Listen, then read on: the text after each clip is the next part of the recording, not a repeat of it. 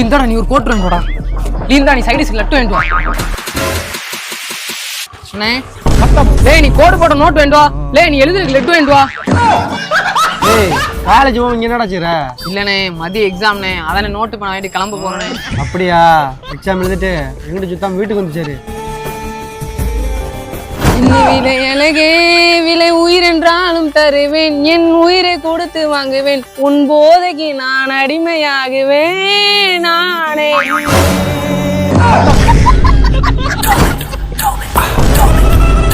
என்னடா இது?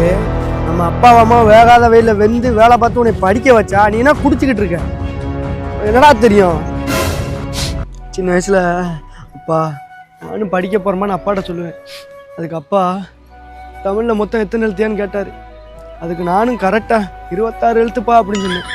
அதுக்கு அப்பா சொன்னாரு, நீ இவ்வளோ படித்ததே போதும், நீ வேலை செஞ்சு தம்பியை படிக்கவேன்னு சொன்னார்.